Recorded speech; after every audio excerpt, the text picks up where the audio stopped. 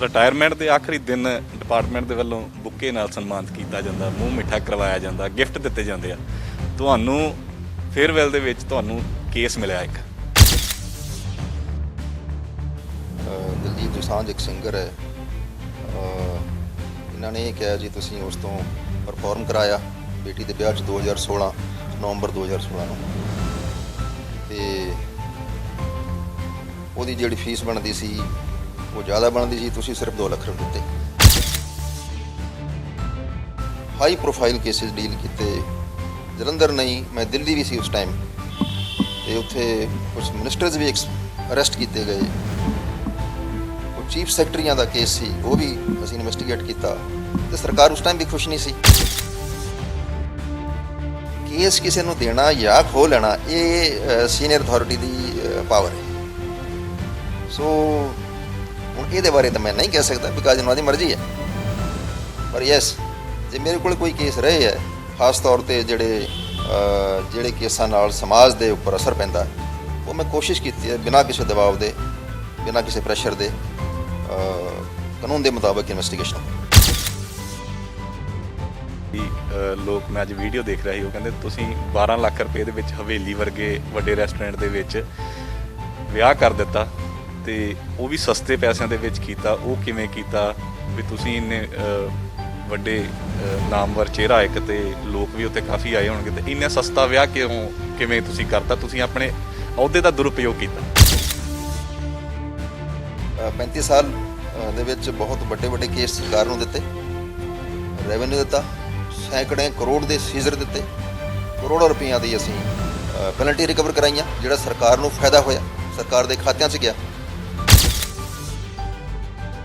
Threat ਕਰਦੇ ਗਏ, ਜਿਸ ਟਾਈਮ ਮੈਂ ਸਰਵਿਸ ਸੀਗਾ ਉਸ ਟਾਈਮ ਵੀ ਥ੍ਰੈਟ ਕੀਤੀ, ਸਸਪੈਂਸ਼ਨ ਦੀ ਥ੍ਰੈਟ ਕੀਤੀ ਗਈ, ਟ੍ਰਾਂਸਫਰ ਹੋਈ, ਸਾਰਿਆਂ ਨੂੰ ਪਤਾ ਹੈ। ਇਸ ਤੋਂ ਜ਼ਿਆਦਾ ਹੋਰ ਕੀ ਥ੍ਰੈਟ ਹੋ ਸਕਦੀ? ਦਿੱਲੀ ਸੇ ਉਸ ਟਾਈਮ ਵੀ ਸਾਨੂੰ ਕੰਮ ਪ੍ਰੋਪਰ ਨਹੀਂ ਕਰਨ ਦਿੱਤਾ ਗਿਆ, ਪਰ ਫਿਰ ਵੀ ਅਸੀਂ ਜਿਹੜੇ ਹਾਈ ਪ੍ਰੋਫਾਈਲ ਕੇਸਿਸ ਸੀਗੇ, ਮਾਰਕ ਸੀਗੇ, ਉਹ ਕੋਸ਼ਿਸ਼ ਕੀਤੀ ਕਿ ਲਾ ਦੇ ਮੁਤਾਬਕ ਐਕਸ਼ਨ ਹੋਵੇ। ਈਡੀ ਦੇ ਸਾਬਕਾ ਡਿਪਟੀ ਡਾਇਰੈਕਟਰ ਨਿਰੰਜਨ ਸਿੰਘ, ਜਿਨ੍ਹਾਂ ਨੇ ਆਪਣੇ 35 ਸਾਲ ਦੀ ਨੌਕਰੀ ਦੇ ਵਿੱਚ ਵੱਡੇ ਨਾਮਵਰ ਚਿਹਰਿਆਂ ਨੂੰ ਕਟਹਿਰੇ ਦੇ ਵਿੱਚ ਖੜਾ ਕੀਤਾ, ਉਹਨਾਂ ਨੂੰ ਵੱਡੇ ਪੁਰਸਕਾਰ ਵੀ ਦਿੱਤੇ ਗਏ, ਰਾਸ਼ਟਰਪਤੀ ਅਵਾਰਡ ਦੇ ਨਾਲ ਸਨਮਾਨਿਤ ਵੀ ਕੀਤਾ ਗਿਆ। ਪਰ ਮਹਿਕਮੇ ਦੇ ਵੱਲੋਂ ਨਿਰੰਜਨ ਸਿੰਘ ਹੋਣਾ ਨੂੰ ਹੀ ਆਖਰੀ ਦਿਨ, ਰਿਟਾਇਰਮੈਂਟ ਦੇ ਆਖਰੀ ਦਿਨ ਹੀ ਕਟਹਿਰੇ ਦੇ ਵਿੱਚ ਖੜਾ ਕਰ ਦਿੱਤਾ। ਉਹਨਾਂ ਦੇ ਉੱਪਰ ਵੱਡੇ ਇਲਜ਼ਾਮ ਲਗਾ ਦਿੱਤੇ ਕਿ ਉਹਨਾਂ ਨੇ ਆਪਣੇ ਅਹੁਦੇ ਦਾ ਦੁਰਉਪਯੋਗ ਕੀਤਾ ਹੈ। ਈਡੀ ਦੇ ਸਾਬਕਾ ਡਿਪਟੀ ਡਾਇਰੈਕਟਰ ਨਿਰੰਜਨ ਸਿੰਘ ਸਾਡੇ ਨਾਲ ਨੇ, ਗੱਲਬਾਤ ਕਰਦੇ ਹਾਂ, ਕਿਉਂਕਿ ਇੱਕ ਵੱਡਾ ਕਰੀਅਰ ਰਿਹਾ, ਬਹੁਤ ਵੱਡੇ ਮਸਲੇ ਇਹਨਾਂ ਨੇ ਉਜਾਗਰ ਕੀਤੇ ਤੇ ਲੋਕਾਂ ਦੇ ਸਾਹਮਣੇ ਲਿਆਂਦੇ। ਸਾਡੇ ਨਾਲ ਨੇ। ਸਭ ਤੋਂ ਪਹਿਲਾਂ ਤਾਂ ਸਰ ਧੰਨਵਾਦ, ਤੁਸੀਂ ਸਮਾਂ ਦਿੱਤਾ। ਤਾਂ ਮੈਨੂੰ ਇਹ ਨਹੀਂ ਸਮਝ ਆ ਰਿਹਾ ਮੈਂ ਤੁਹਾਨੂੰ ਵਧਾਈ ਦੇਵਾਂ ਕਿ ਜਾਂ ਤੁਹਾਡੇ ਕੇਸ ਬਾਰੇ ਚਰਚਾ ਕਰਾਂ। You are welcome. ਜਿੰਨਾ ਤਾਕਤ ਸੀ ਸਰਕਾਰ ਨੇ, ਜਿੰਨੀ ਤਾਕਤ ਦਿੱਤੀ ਉਹਦੇ ਮੁਤਾਬਕ ਕੰਮ ਕੀਤਾ। 35 ਸਾਲ ਤਕਰੀਬਨ ਇੰਡੀਆ ਦੇ ਕਈ ਦਫ਼ਤਰਾਂ ਦੇ ਵਿੱਚ ਕੰਮ ਕੀਤਾ, ਕੋਸ਼ਿਸ਼ ਕੀਤੀ ਜਿੰਨੇ ਕੇਸ ਮੇਰੇ ਸਾਹਮਣੇ ਆਏ ਜਾਂ ਮੈਂ ਡਿਟੈਕਟ ਕੀਤੇ ਕਿ ਉਹਦਾ ਸਮਾਜ ਨੂੰ ਫਾਇਦਾ ਹੋਵੇ, ਕਾਨੂੰਨ ਦੀ ਮੈਜੈਸਟੀ ਉੱਪਰ ਵਧੇ, ਕੋਸ਼ਿਸ਼ ਕੀਤੀ ਗਈ। ਅੱਛਾ ਸਰ, ਰਿਟਾਇਰਮੈਂਟ ਦੇ ਆਖਰੀ ਦਿਨ ਡਿਪਾਰਟਮੈਂਟ ਦੇ ਵੱਲੋਂ ਬੁੱਕੇ ਨਾਲ ਸਨਮਾਨਿਤ ਕੀਤਾ ਜਾਂਦਾ, ਮੂੰਹ ਮਿੱਠਾ ਕਰਵਾਇਆ ਜਾਂਦਾ, ਗਿਫਟ ਦਿੱਤੇ ਜਾਂਦੇ ਆ। ਤੁਹਾਨੂੰ ਫੇਅਰਵੈਲ ਦੇ ਵਿੱਚ ਤੁਹਾਨੂੰ ਕੇਸ ਮਿਲਿਆ ਇੱਕ, ਉਹ ਕੇਸ ਬਾਰੇ ਥੋੜਾ ਡਿਟੇਲ ਦੇ ਵਿੱਚ ਦੱਸੋ। ਨਹੀਂ, ਇਹ ਡਿਪਾਰਟਮੈਂਟ ਦਾ ਪ੍ਰੈਰੋਗੇਟਿਵ ਹੈ ਆਪਣੇ ਸਟਾਫ ਨੂੰ, ਆਪਣੇ ਅਫਸਰਾਂ ਨੂੰ ਸੁਪਰਵਾਈਜ਼ ਕਰਨਾ। ਕੇਸ ਕੋਈ ਨਹੀਂ ਹੈ, ਛੋਟਾ ਮੈਟਰ ਸੀ ਕਿ ਦਿਲਜੀਤ ਦੋਸਾਂਝ ਇੱਕ ਸਿੰਗਰ ਹੈ। ਇਹਨਾਂ ਨੇ ਇਹ ਕਿਹਾ ਜੀ ਤੁਸੀਂ ਉਸ ਤੋਂ ਪਰਫਾਰਮ ਕਰਾਇਆ ਬੇਟੀ ਦੇ ਵਿਆਹ 'ਚ 2016 ਨਵੰਬਰ 2016 ਨੂੰ, ਤੇ ਉਹਦੀ ਜਿਹੜੀ ਫੀਸ ਬਣਦੀ ਸੀ ਉਹ ਜ਼ਿਆਦਾ ਬਣਦੀ ਸੀ, ਤੁਸੀਂ ਸਿਰਫ 2 ਲੱਖ ਰੁਪਏ ਦਿੱਤੇ। ਸੋ ਇਹਨਾਂ ਦਾ ਐਲੀਗੇਸ਼ਨ ਹੈ ਕਿ ਤੁਹਾਡੇ ਕੋਲ ਇਹ ਕੇਸ ਪਹਿਲਾਂ ਰਿਹਾ। ਇਹਦੇ ਬਾਰੇ ਬੜਾ ਸਿੰਪਲ ਹੈ ਕਿ ਕੇਸ ਮੇਰੇ ਕੋਲ 2015 'ਚ ਇਹਨਾਂ ਨੇ ਟ੍ਰਾਂਸਫਰ ਕਰ ਲਿਆ ਸੀ। ਉਸ ਤੋਂ ਬਾਅਦ ਇਸ ਕੇਸ ਨਾਲ ਮੇਰਾ ਕੋਈ ਐਸੋਸੀਏਸ਼ਨ ਨਹੀਂ ਸੀ, ਕੋਈ ਹੋਰ ਇਨਵੈਸਟੀਗੇਟਿੰਗ ਅਫਸਰ ਸੀ, ਕੋਈ ਹੋਰ ਸੁਪਰਵਾਈਜ਼ਰੀ ਅਫਸਰ ਸੀ। ਤੇ ਬੇਟੀ ਦਾ ਵਿਆਹ ਹੋਇਆ ਉਸ ਟਾਈਮ ਕਈ ਮਿੱਤਰਾਂ ਦੇ ਨਾਲ, ਇਹ ਵੀ ਆਇਆ। ਅਬ ਮੈਂ ਨਹੀਂ ਸੀ ਚਾਹੁੰਦਾ, ਬਟ ਸਟਿਲ ਜੇ ਬੰਦਾ ਆ ਗਿਆ ਤੇ ਤੁਸੀਂ ਬਾਹਰ ਨਹੀਂ ਕੱਢ ਸਕਦੇ ਉਹਨੂੰ। ਮੈਨੂੰ ਉਹਦੀ ਪੇਮੈਂਟ ਕਰਨੀ ਪਈ। ਮੈਂ ਪੇਮੈਂਟ ਕੀਤੀ, ਬਾਈ ਚੈੱਕ ਪੇਮੈਂਟ ਕੀਤੀ, ਆਪਣੇ ਖਾਤੇ ਤੋਂ ਕੀਤੀ 2 ਲੱਖ ਰੁਪਏ ਦੀ। ਸੋ ਮੇਰੇ ਖਿਆਲ ਮੈਂ ਕੋਈ ਗੁਨਾਹ ਨਹੀਂ ਕੀਤਾ। ਜਿੱਡਾ ਸਰ ਤੁਹਾਡਾ ਕਿਰਦਾਰ ਸੀ, ਜਿੱਡਾ ਤੁਹਾਡੇ ਬਾਰੇ ਪੜ੍ਹਿਆ ਜਾਂਦਾ ਜਾਂ ਸੁਣਿਆ ਜਾਂਦਾ, ਜਾਂ ਜਿਸ ਤਰੀਕੇ ਦੇ ਕੇਸ ਤੁਸੀਂ ਹੈਂਡਲ ਕੀਤੇ ਨੇ, ਕਦੀ ਇਦਾਂ ਦੀ ਫੇਅਰਵੈਲ ਦੀ ਉਮੀਦ ਸੀਗੀ ਕਿ ਅਖੀਰ ਦੇ ਵਿੱਚ ਆ ਕੇ ਇਹ ਕੁਝ ਪੈਣਾ ਗੱਲ? ਮੈਨੂੰ ਸੀਗੀ, ਹਾਂ, ਕਿਉਂਕਿ 35 ਸਾਲ ਦੀ ਨੌਕਰੀ ਦੇ ਵਿੱਚ ਮੈਨੂੰ ਕਈ ਵਾਰ ਇਸ ਤਰ੍ਹਾਂ ਦੀ ਸਿਚੁਏਸ਼ਨ ਦਾ ਫੇਸ ਕਰਨਾ ਪਿਆ ਕਿ ਸੀਨੀਅਰ ਅਥਾਰਟੀ ਮੈਥੋਂ ਖੁਸ਼ ਨਹੀਂ ਸੀ ਰਹਿੰਦੇ। ਕਈ ਹਾਈ ਪ੍ਰੋਫਾਈਲ ਕੇਸਿਸ ਡੀਲ ਕੀਤੇ, ਜਲੰਧਰ ਨਹੀਂ ਮੈਂ ਦਿੱਲੀ ਵੀ ਸੀ ਉਸ ਟਾਈਮ, ਤੇ ਉੱਥੇ ਕੁਝ ਮਿਨਿਸਟਰਸ ਵੀ ਅਰੈਸਟ ਕੀਤੇ ਗਏ। ਕੁਝ ਚੀਫ ਸੈਕਟਰੀਆਂ ਦਾ ਕੇਸ ਸੀ, ਉਹ ਵੀ ਅਸੀਂ ਇਨਵੈਸਟੀਗੇਟ ਕੀਤਾ, ਤੇ ਸਰਕਾਰ ਉਸ ਟਾਈਮ ਵੀ ਖੁਸ਼ ਨਹੀਂ ਸੀ। ਤੇ ਜੇ ਮੈਂ ਜਲੰਧਰ ਕਿਸੇ ਦਾ ਕੇਸ ਇਨਵੈਸਟੀਗੇਟ ਕਰਦਾ ਤੇ ਐਜ਼ ਪਰ ਲਾ ਕਰਦਾ, ਤੇ ਜੇ ਕੋਈ ਖੁਸ਼ ਨਹੀਂ ਹੈਗਾ ਤਾਂ ਆਈ ਕੈਨਟ ਹੈਲਪ ਇਟ, ਮੈਂ ਕੁਝ ਨਹੀਂ ਕਰ ਸਕਦਾ। ਇਹ ਡਿਪਾਰਟਮੈਂਟ ਵੱਲੋਂ ਪ੍ਰੈਸ਼ਰ ਰਹਿੰਦਾ ਸੀਗਾ ਕਿ ਜਾਂ ਉਹ ਨਿਰੰਜਨ ਸਿੰਘ ਹੋਣਾ ਤੋਂ ਖੁਸ਼ ਨਹੀਂ ਸੀ ਰਹਿੰਦੇ, ਕਿ ਜਾਂ ਕੋਈ ਸਰਕਾਰੀ ਦਬਾਅ ਰਹਿੰਦਾ ਸੀ? ਇਹ ਮੈਨੂੰ ਨਹੀਂ ਪਤਾ, ਪਰ ਇਹ ਜ਼ਰੂਰ ਹੈ ਕਿ ਜਿੱਥੇ ਕੋਈ ਇਸ ਤਰ੍ਹਾਂ ਦਾ ਹਾਈ ਪ੍ਰੋਫਾਈਲ ਪਰਸਨੈਲਿਟੀ ਇਨਵੋਲਡ ਹੈ, ਉੱਥੇ ਫਿਰ ਮੇਰੇ ਉੱਪਰ ਦਬਾਅ ਆਉਂਦਾ ਸੀ। ਮੈਂ ਕੋਸ਼ਿਸ਼ ਕਰਦਾ ਸੀ ਕਿ ਦਬਾਅ ਨੂੰ ਦਰਕਿਨਾਰ ਕਰੀਏ। ਦਰਕਿਨਾਰ ਮੈਂ ਕਰਦਾ ਵੀ ਸੀ, ਕਿਉਂਕਿ ਇੱਕ ਜਗ੍ਹਾ ਮਿਨਿਸਟਰ ਸੀ, ਇਹਨਾਂ ਨੇ ਕੋਸ਼ਿਸ਼ ਕੀਤੀ ਕਿ ਉਹਦਾ ਅਰੈਸਟ ਨਾ ਹੋਵੇ। ਅਸੀਂ ਕਿਹਾ ਨਹੀਂ, ਐਜ਼ ਪਰ ਲਾ ਜੇ ਰਿਕੁਆਇਰਡ ਹੈ ਤਾਂ ਅਰੈਸਟ ਵੀ ਹੋਇਆ, ਇੰਟਰੋਗੇਸ਼ਨ ਵਿੱਚ ਉਹ ਅਰੈਸਟ ਵੀ ਹੋਇਆ।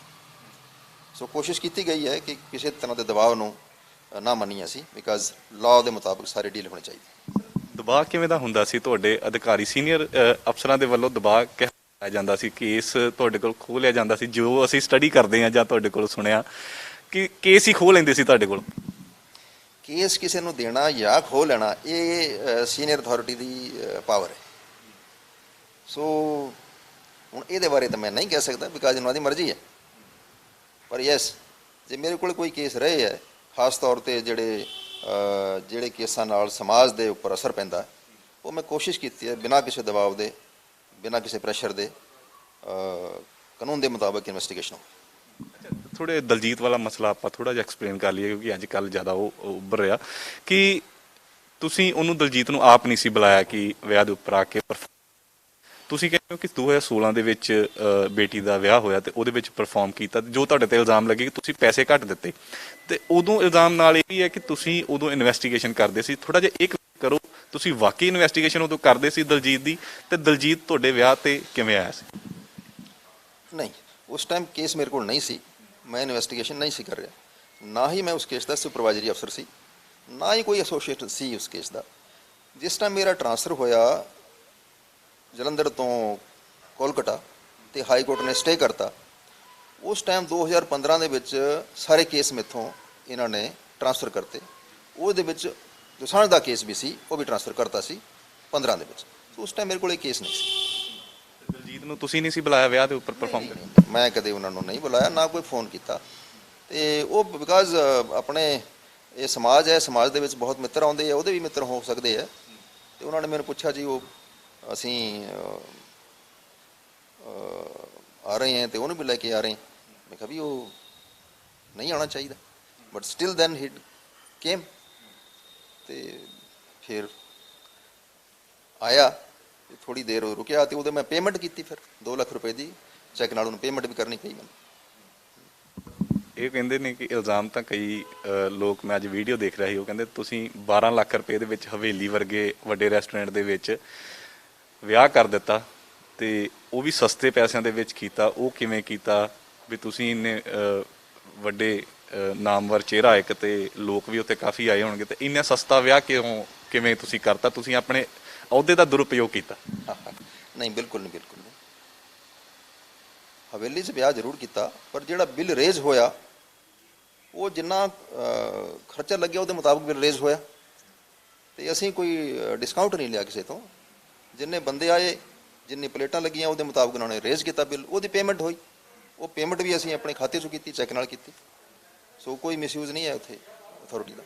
ਸਰ ਰਿਟਾਇਰਮੈਂਟ ਦਾ ਜੋ ਫੰਡ ਵਗੈਰਾ ਹੁੰਦੇ ਆ ਉਹ ਰੋਕ ਲਏ ਗਏ ਕਿ ਜਾਂ ਰਿਲੀਜ਼ ਜਿੱਦਾਂ ਤੁਸੀਂ ਖੁਸ਼ੀ-ਖੁਸ਼ੀ ਰਿਟਾਇਰਮੈਂਟ ਹੁੰਦੀ ਆ ਉਹ ਹੋਈ ਆ ਕਿ ਜਾਂ ਇਹ ਸਭ ਕੁਝ ਰੋਕ ਲਿਆ ਗਿਆ ਜੀ? ਨਹੀਂ, ਮੈਨੂੰ ਦੱਸਿਆ ਨਹੀਂ ਹਲੇ ਵੀ ਰੋਕ ਲਿਆ ਕਿ ਨਹੀਂ ਰੋਕ ਲਿਆ, ਮੈਨੂੰ ਨਹੀਂ ਦੱਸਿਆ। ਪਰ ਇਹਨਾਂ ਨੇ ਕਿਉਂਕਿ ਮੈਮੋਰੈਂਡਮ ਮੈਨੂੰ ਦਿੱਤਾ ਹੈ, ਉਹਦਾ ਮੈਂ ਜਵਾਬ ਦੇਵਾਂਗਾ, ਵਿਦਿਨ 10 ਡੇਜ਼ ਦੇਣਾ ਹੁੰਦਾ ਜਵਾਬ। ਸੋ ਉਸ ਤੋਂ ਬਾਅਦ ਪਤਾ ਲੱਗੂਗਾ ਕਿ ਬਈ ਇਹ ਰੋਕਣਗੇ ਜਾਂ ਨਹੀਂ ਰੋਕਣਗੇ, ਪਰ ਹਲੇ ਮੈਨੂੰ ਦੱਸਿਆ ਨਹੀਂ। ਕੀ ਉਮੀਦ ਲੱਗਦੀ ਹੈ ਕਿ ਜਿਸ ਤਰੀਕੇ ਦੀ ਕਾਰਗੁਜ਼ਾਰੀ ਰਹੀ ਆ ਤੇ ਵਧਾਉਣਗੇ ਅੱਗੇ ਕਿ ਜਾਂ ਰੋਕਣਗੇ? ਇਹਨਾਂ ਦੀ ਮਰਜ਼ੀ ਹੈ। ਮੈਂ ਦੇਖੋ 35 ਸਾਲ ਦੇ ਵਿੱਚ ਬਹੁਤ ਵੱਡੇ ਵੱਡੇ ਕੇਸ ਸਰਕਾਰ ਨੂੰ ਦਿੱਤੇ, ਰੈਵਨਿਊ ਦਿੱਤਾ, ਸੈਂਕੜੇ ਕਰੋੜ ਦੇ ਸੀਜ਼ਰ ਦਿੱਤੇ, ਕਰੋੜਾਂ ਰੁਪਈਆਂ ਦੀ ਅਸੀਂ ਪੈਨਲਟੀ ਰਿਕਵਰ ਕਰਾਈਆਂ, ਜਿਹੜਾ ਸਰਕਾਰ ਨੂੰ ਫਾਇਦਾ ਹੋਇਆ, ਸਰਕਾਰ ਦੇ ਖਾਤਿਆਂ 'ਚ ਗਿਆ। ਤੇ ਇਹਨੂੰ ਦੇਖ ਕੇ, ਮੇਰੀ ਪਰਫਾਰਮੈਂਸ ਨੂੰ ਦੇਖ ਕੇ ਮੇਰੇ ਹਿਸਾਬ ਨਾਲ ਸਰਕਾਰ ਮੇਰੇ ਨਾਲ ਅੱਛਾ ਵਿਵਹਾਰ ਕਰੇਗੀ। ਪਰ ਅੱਛਾ ਵਿਹਾਰ ਮੈਨੂੰ ਲੱਗਦਾ ਕਿ ਰਿਟਾਇਰਮੈਂਟ ਤੋਂ ਵੱਡੀ ਕੋਈ ਚੀਜ਼ ਨਹੀਂ ਹੁੰਦੀ ਕਿ 35 ਸਾਲ ਆਪਣੀ ਜ਼ਿੰਦਗੀ ਦੇ ਤੁਸੀਂ ਦਿੱਤੇ ਹੋਣ, ਉਹੀ ਤੁਹਾਨੂੰ ਬੜੀ ਖੱਟੀ ਯਾਦ ਜਿਹੜੀ ਆ ਉਹ ਦਿੱਤੀ ਨਾਲ ਇਹਨਾਂ ਨੇ। ਨਹੀਂ, ਨੌਕਰੀ ਦਾ ਕਰਨ ਦਾ ਜੋ ਸੈਟਿਸਫੈਕਸ਼ਨ ਹੈ, ਉਹ ਸੈਟਿਸਫੈਕਸ਼ਨ ਇਹਨਾਂ ਚੀਜ਼ਾਂ ਤੋਂ ਬਹੁਤ ਜ਼ਿਆਦਾ ਵੱਡਾ ਹੈ। ਮੈਨੂੰ ਇਸ ਗੱਲ 'ਤੇ ਸੈਟਿਸਫੈਕਸ਼ਨ ਹੈ ਕਿ ਮੈਂ ਜਦੋਂ ਜਿੰਨੇ ਸਾਲ ਪੰਜਾਬ 'ਚ ਰਿਹਾ, ਪੰਜਾਬ ਦੇ ਵਿੱਚ ਚਾਹੇ ਹੈਪੀ ਹਵਾਲਾ ਕੇਸ ਹੋਵੇ, ਚਾਹੇ ਤਰਲੋਚਨ ਤੋਚੀ ਕੇਸ ਹੋਵੇ ਜੋ ਤਕਰੀਬਨ 1600 ਕਰੋੜ ਦੇ ਸੀ, ਜਾਂ ਡਰੱਗ ਦੇ ਕੇਸ ਹੋਣ, ਮੈਂ ਆਪਣੀ ਪੂਰੀ ਸਿੰਸੀਅਰਿਟੀ ਨਾਲ ਕੀਤੇ ਹੈ। ਪੰਜਾਬ ਨੂੰ ਫਾਇਦਾ ਹੋਇਆ, ਉਹਨਾਂ ਦਾ ਕਾਨੂੰਨ ਦੀ ਮਜੈਸਟੀ ਹੋਈ ਹੈ, ਉੱਚੀ ਹੋਈ ਹੈ। ਸੋ ਮੇਰੇ ਹਿਸਾਬ ਨਾਲ ਤਾਂ ਮੈਂ ਪਰਫਾਰਮੈਂਸ ਅੱਛੀ ਕੀਤੀ ਹੈ ਸਰਕਾਰ ਵਾਸਤੇ। ਜਿਹੜੇ ਤੁਸੀਂ ਆਹ ਕੇਸਾਂ ਦੀ ਗੱਲ ਕੀਤੀ ਆ, ਕਿਸੇ ਪਾਰ ਪਤਨ ਤਾਂ ਕੋਈ ਵੀ ਨਹੀਂ ਲੱਗਿਆ, ਨਤੀਜਾ ਕਿਸੇ ਦਾ ਵੀ ਨਹੀਂ ਨਿਕਲਿਆ ਜੀ ਸਾਹਮਣੇ। ਦੇਖੋ ਜੀ, 2017 ਤੋਂ ਬਾਅਦ ਮੈਂ ਡਰੱਗ ਕੇਸਿਸ ਦਾ ਇਨਵੈਸਟੀਗੇਟਿੰਗ ਅਫਸਰ ਨਹੀਂ ਹੈਗਾ। ਹਾਈ ਕੋਰਟ ਨੇ ਆਰਡਰ ਕੀਤਾ। ਸੋ 31/7/2017 ਤੋਂ ਬਾਅਦ ਦੂਸਰੇ ਅਫਸਰਾਂ ਕੋਲ ਕੇਸ ਨਹੀਂ, ਮੇਰੇ ਕੋਲ ਫਾਈਲ ਨਹੀਂ। ਇਸੇ ਤਰ੍ਹਾਂ ਜਿਹੜੇ ਹਵਾਲਾ ਕੇਸਿਸ ਹੈ, ਉਹ ਵੀ 2015 ਤੋਂ ਬਾਅਦ ਮੇਰੇ ਕੋਲ ਕੇਸ ਨਹੀਂ ਹੈਗੇ। ਸੋ ਅਗਲੇ ਜਿਹੜੇ ਅਫਸਰ ਹੈ ਉਹਨਾਂ ਨੇ ਕੰਮ ਕਰਨਾ ਇਹਦੇ ਵਿੱਚ, ਉਹ ਹੀ ਦੱਸ ਸਕਦੇ। ਜਦੋਂ ਜਾਂਚ ਕਿਸੇ ਪਾਰ ਪਤਨ ਲੱਗਣ ਲੱਗਦੀ ਆ, ਤੁਹਾਡੇ ਕੋਲ ਕੇਸ ਲੈ ਲਿਆ ਜਾਂਦਾ, ਕੋਈ ਨਾਮ ਵੱਡੇ, ਕੋਈ ਪੰਜਾਬ ਦੇ ਜਾਂ ਪੰਜਾਬ ਤੋਂ ਬਾਹਰੋਂ ਕੋਈ ਵੱਡੇ ਨਾਮ ਜੁੜਦੇ ਸੀਗੇ ਤਾਂ ਕਰਕੇ ਸਭ ਕੁਝ ਹੋਇਆ? ਇਹ ਨਹੀਂ ਮੈਂ ਕਹਿ ਸਕਦਾ ਕੀ ਵਜ੍ਹਾ ਹੈ, ਪਰ ਇਹ ਜ਼ਰੂਰ ਹੈ ਕਿ ਮੈਂ ਕੋਸ਼ਿਸ਼ ਕੀਤੀ ਹੈ ਕਿ ਇਨਵੈਸਟੀਗੇਸ਼ਨ ਦੇ ਵਿੱਚ ਜਿੰਨਾ ਵੀ ਜੋ ਵੀ ਬੰਦੇ ਇਨਵੋਲਡ ਹੈ ਉਹਨਾਂ ਨੂੰ ਨੰਗਾ ਕੀਤਾ ਜਾਏ। ਤੇ ਉਸ ਪ੍ਰੋਸੀਜਰ ਦੇ ਵਿੱਚ ਜੇ ਕਿਸੇ ਨੂੰ ਪਰੇਸ਼ਾਨੀ ਹੈ ਤੇ ਫਿਰ ਉਹਦਾ ਰਿਜ਼ਲਟ ਇਹ ਹੋ ਸਕਦਾ। ਆਖਰੀ ਸਵਾਲ ਆ ਸਰ, ਕਈ ਤਰ੍ਹਾਂ ਦੀਆਂ ਤੁਹਾਡੀ ਰਿਟਾਇਰਮੈਂਟ ਤੋਂ ਬਾਅਦ ਚਰਚਾਵਾਂ ਚੱਲ ਰਹੀਆਂ ਨੇ, ਅਫਵਾਹਾਂ ਉੱਡ ਰਹੀਆਂ ਨੇ, ਤੁਸੀਂ ਕਲੀਅਰ ਕਰੋ। ਕਹਿੰਦੇ ਕਿ ਤੁਸੀਂ ਰਾਜਨੀਤੀ ਦੇ ਵਿੱਚ ਹੁਣ ਆਓਗੇ, ਸਰਗਰਮ ਹੋਵੋਗੇ। ਰਾਜਨੀਤੀ ਦੇ ਵਿੱਚ ਮੇਰਾ ਕੋਈ ਇੰਟਰਸਟ ਨਹੀਂ, ਕਿਉਂਕਿ ਮੈਂ ਰਾਜਨੀਤੀ ਨੂੰ ਪਿਛਲੇ 35 ਸਾਲ ਤੋਂ ਚੰਗੀ ਤਰ੍ਹਾਂ ਦੇਖਿਆ ਹੈ। ਇਨਵੋਲਵ ਨਹੀਂ ਹੋਵੋਗੇ? ਮੈਂ ਇਲੈਕਸ਼ਨ ਨਹੀਂ ਲੜੂ। ਇਲੈਕਸ਼ਨ ਤੁਸੀਂ ਹੈਲਪ ਕਰੋਗੇ? ਮੈਂ ਸਿਰਫ ਹੈਲਪ ਕਰ ਸਕਦਾ, ਇਲੈਕਸ਼ਨ ਨਹੀਂ ਲੜੂ। ਸਰ ਤੁਸੀਂ ਤਾਂ ਬੜੇ ਨੇੜਿਓਂ ਦੇਖਿਆ ਰਾਜਨੀਤਿਕ ਪਾਰਟੀਆਂ ਨੂੰ, ਰਾਜਨੀਤਿਕ ਲੋਕਾਂ ਨੂੰ, ਵੱਡੇ ਵੱਡਿਆਂ ਲੋਕਾਂ ਦੇ ਨਾਲ ਇਨਵੈਸਟੀਗੇਸ਼ਨ ਕੀਤੀ ਹੈ, ਮਿਲਣਾ ਤਾਂ ਚਲੋ ਆਮ ਜੀ ਗੱਲ ਹੋ ਜਾਂਦੀ ਆ। ਤਾਂ ਇਸ ਟਾਈਮ ਲੱਗਦਾ ਕੋਈ ਕਿ ਰਾਜਨੀਤਿਕ ਪਾਰਟੀ ਕੋਈ ਪੰਜਾਬ ਦੇ ਭਲੇ ਲਈ ਕੰਮ ਕਰ ਰਹੀ ਆ, ਜਿਹਦੇ ਨਾਲ ਨਿਰੰਜਨ ਸਿੰਘ ਹੋਣੀ ਮਦਦ ਕਰਨ? ਇਹ ਤੁਸੀਂ ਦੇਖਣਾ, ਮੈਂ ਨਹੀਂ ਦੇਖ ਸਕਦਾ। ਇਹ ਪੰਜਾਬ ਦੇ ਪਬਲਿਕ ਨੇ ਦੇਖਣਾ ਹੈ ਕਿ ਕਿਸ ਪਾਰਟੀ ਨੂੰ ਬਣਾਉਣਾ ਹੈ ਜਾਂ ਕਿਨ ਇੰਡੀਵਿਜੂਅਲਸ ਨੂੰ ਤੁਸੀਂ ਇਕੱਠਾ ਕਰਕੇ ਪੰਜਾਬ ਦੇ ਭਲੇ ਵਾਸਤੇ ਰੱਖਣਾ ਹੈ। ਇਹ ਡਿਸਾਈਡ ਪਬਲਿਕ ਨੇ। ਤੁਸੀਂ ਸਰ ਰਿਟਾਇਰ ਹੋ ਗਏ, ਹੁਣ ਉਹਦੇ ਤੇ ਨਹੀਂ, ਹੁਣ ਤੁਸੀਂ ਖੁੱਲ੍ਹ ਕੇ ਨਾਂ ਲੈ ਸਕਦੇ ਹੋ। 2017 ਦੇ ਵਿੱਚ ਅਫਵਾਹ ਸੀਗੀ ਕਿ ਤੁਸੀਂ ਕਰਤਾਰਪੁਰ ਜਾ ਕੇ ਸੀਟ ਲੜ ਸਕਦੇ ਹੋ, ਉਦੋਂ ਤੁਸੀਂ ਦਸਤਾਰ ਵੀ ਸਜਾਉਣ ਲੱਗ ਗਏ। ਹੁਣ ਚਰਚਾ ਇਹ ਹੈ ਕਿ ਤੁਸੀਂ ਫਲੋਰ ਤੋਂ ਸੀਟ ਲੜਨੀ ਆ, ਪਰ ਪਾਰਟੀ ਨਹੀਂ ਤੁਸੀਂ ਦੱਸ ਰਹੇ। ਵੈਸੇ ਚਰਚਾਵਾਂ ਨੇ, ਇਹ ਸਭ ਕੁਝ ਚੱਲ ਰਹੀਆਂ। 17 ਚ ਕਰਤਾਰਪੁਰ ਤੇ ਹੁਣ ਇਸ ਵਾਰ ਫਲੋਰ ਤੋਂ ਚਰਚਾ ਹੋ ਰਹੀ ਹੈ। ਨਾ ਮੈਂ 17 ਚ ਇਲੈਕਸ਼ਨ ਲੜਿਆ ਤੇ ਨਾ ਮੈਂ ਹੁਣ 22 ਚ ਇਲੈਕਸ਼ਨ ਲੜਨਾ, ਨਾ ਫਲੋਰ ਤੋਂ ਲੜਨਾ, ਨਾ ਅੰਮ੍ਰਿਤਸਰ ਤੋਂ ਲੜਨਾ। ਮੈਂ ਇਲੈਕਸ਼ਨ ਨਹੀਂ ਲੜਦਾ। ਹੋਰ ਦੱਸੋ। ਥਿੰਕ ਟੈਂਕ ਰਹੋਗੇ? ਟੈਂਕ ਤਾਂ ਮੈਂ ਹੈ ਨਹੀਂ, ਥਿੰਕ ਮੈਂ ਕਰਦਾ ਥੋੜਾ ਬਹੁਤ। ਉਹ ਕੰਮ ਜੇ ਕੰਮ ਆ ਸਕਦਾ ਪਬਲਿਕ ਦੇ, ਪੰਜਾਬ ਦੇ, ਤੇ ਮੈਂ ਤਿਆਰ। ਆਵਾ ਤਾਂ ਹਰ ਕੋਈ ਕਰਦਾ ਕਿ ਅਸੀਂ ਪੰਜਾਬ ਦੇ ਭਲੇ ਲਈ ਕੰਮ ਕਰਨਾ। ਤੁਹਾਡੇ ਨਾਲ ਕਿਸੇ ਨੇ ਕੋਈ ਰਾਬਤਾ ਕੀਤਾ ਹੋਵੇ?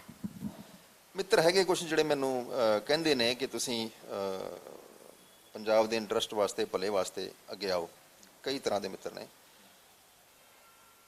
ਪਰ ਪੋਲਿਟਿਕਸ ਦੇ ਨਾਲ ਜਿੰਨਾ ਕੁ ਮੈਂ 35 ਸਾਲ 'ਚ ਦੇਖਿਆ, ਮੇਰਾ ਜ਼ਿਆਦਾ ਇੰਟਰਸਟ ਨਹੀਂ ਹੈ। ਅਸਲੀਅਤ ਦੇਖ ਲਈ ਤਾਂ ਕਰਕੇ ਲੱਗਦਾ ਇੰਟਰਸਟ ਟੁੱਟ ਗਿਆ। ਨਹੀਂ ਅਸਲੀਅਤ ਨਹੀਂ ਦੇਖ ਲਈ, ਪਰ ਦੇਖੋ ਸਰਕਾਰ ਬਣਾ ਕੇ ਜੇ ਤੁਸੀਂ ਚੰਡੀਗੜ੍ਹ ਬੈਠੇ ਰਹੋਗੇ ਤੇ ਫੀਲਡ ਦੇ ਵਿੱਚ ਨਹੀਂ ਜਾਓਗੇ, ਪਬਲਿਕ ਨੂੰ ਕਿੰਨਾ ਦੁੱਖ ਹੈ ਸੁੱਖ ਹੈ ਜੇ ਤੁਸੀਂ ਨਾ ਦੇਖੋਗੇ, ਜਾਂ ਆਪਣੀ ਡਿਊਟੀ ਪ੍ਰੋਪਰ ਨਹੀਂ ਹੋ ਰਹੀ ਕਿਸੇ ਮਹਿਕਮੇ ਦੀ, ਲਾਈਕ ਜੇ ਡਰੱਗ ਵਿਕ ਰਿਹਾ ਤਾਂ ਵਿਕ ਰਿਹਾ, ਲੀਕਰ ਦਾ ਹੈਗਾ ਤਾਂ ਹੈਗਾ, ਇਹ ਡਿਊਟੀ ਕਿਹਦੀ ਹੈ? ਰੋਕਣ ਦੀ। ਇਹ ਉਸ ਦੀ ਡਿਊਟੀ ਹੈ ਜਿਹੜੇ ਜ਼ਿੰਮੇਵਾਰੀ ਲਾਈ ਗਈ, ਸੋ ਉਹਨਾਂ ਨੂੰ ਕਰਨਾ ਚਾਹੀਦਾ। ਤੁਸੀਂ ਇਹ ਧਾਰਨਾ ਬਦਲ ਦਿਓ ਆ ਕੇ ਰਾਜਨੀਤੀ 'ਚ। ਨਹੀਂ ਨਹੀਂ, ਮੇਰੀ ਇੰਨੀ ਪਾਵਰ ਨਹੀਂ, ਇਹ ਪਬਲਿਕ ਦੇ ਉੱਪਰ ਡਿਪੈਂਡ ਕਰਦਾ। ਜੇ ਪਬਲਿਕ ਇਹ ਚਾਹੁੰਦੀ ਹੈ, ਪਬਲਿਕ ਜੇ ਕੋਈ ਐਸਾ ਹੁਕਮ ਕਰਦੀ ਹੈ ਤਾਂ ਮੈਨੂੰ ਕੋਈ ਪ੍ਰੋਬਲਮ ਨਹੀਂ, ਪਰ ਉਹਦੀ ਸ਼ਰਤ ਸਿਰਫ ਇਹੀ ਹੈ ਕਿ ਲਾਅ ਦੇ ਮੁਤਾਬਕ ਕੰਮ ਹੋਊਗਾ, ਨਹੀਂ ਫਿਰ ਮੇਰਾ ਫਿਰ ਟ੍ਰਾਂਸਫਰ ਹੋ ਜਾਊਗਾ। ਧੰਨਵਾਦ ਸਰ, ਧੰਨਵਾਦ, ਬਹੁਤ ਵਧੀਆ ਲੱਗਿਆ ਗੱਲਾਂ ਕਰਕੇ। ਸੋ 35 ਸਾਲ ਦਾ ਤਜਰਬਾ, ਖੱਟੀਆਂ ਮਿੱਠੀਆਂ ਯਾਦਾਂ ਨਰਿੰਜਨ ਸਿੰਘ ਹੋਣਾ ਨੇ ਸਾਂਝੀਆਂ ਕੀਤੀਆਂ ਨੇ। ਰਾਜਨੀਤੀ ਵਾਲੀ ਗੱਲ ਦੇ ਉੱਪਰ ਗੋਲਮੋਲ ਜਵਾਬ ਜ਼ਰੂਰ ਦਿੱਤਾ ਹੈ, ਪਰ ਅਫਵਾਹਾਂ ਜ਼ਰੂਰ ਉੱਠ ਰਹੀਆਂ ਨੇ ਕਿ ਨਰਿੰਜਨ ਸਿੰਘ ਹੋਣੀ ਸ਼ਾਇਦ ਰਾਜਨੀਤੀ ਦੇ ਵਿੱਚ ਆ ਸਕਦੇ ਨੇ। ਪਰ ਕਹਿੰਦੇ ਨੇ ਕਿ ਰਾਜਨੀਤੀ ਨੂੰ ਮੈਂ ਨੇੜਿਓਂ ਦੇਖਿਆ 35 ਸਾਲ ਦੇ ਵਿੱਚ, ਰਾਜਨੀਤੀ 'ਚ ਕੋਈ ਬਹੁਤਾ ਫਾਇਦਾ ਨਹੀਂ ਹੈ। ਪਰ ਜੇ ਪੰਜਾਬ ਦੇ ਭਲੇ ਦੇ ਲਈ, ਪੰਜਾਬ ਨੂੰ ਨਸ਼ਾ ਮੁਕਤ ਕਰਨ ਦੇ ਲਈ, ਸੈਂਡ ਮਾਫੀਆ, ਡਰੱਗ ਮਾਫੀਆ ਦੇ ਵਿੱਚੋਂ ਕੱਢਣ ਦੇ ਲਈ ਜੇ ਮੇਰੀ ਕਿਸੇ ਜ਼ਰੂਰਤ ਪਈ ਤਾਂ ਮੈਂ ਪੰਜਾਬ ਦੇ ਲਈ ਤਤਪਰ ਹਾਂ। ਕੈਮਰਾਮੈਨ ਮਨੀਸ਼ ਦੇ ਨਾਲ ਮਨਦੀਪ ਸਿੰਘ, ਡੇਲੀ ਪੋਸਟ ਪੰਜਾਬੀ, ਜਲੰਧਰ।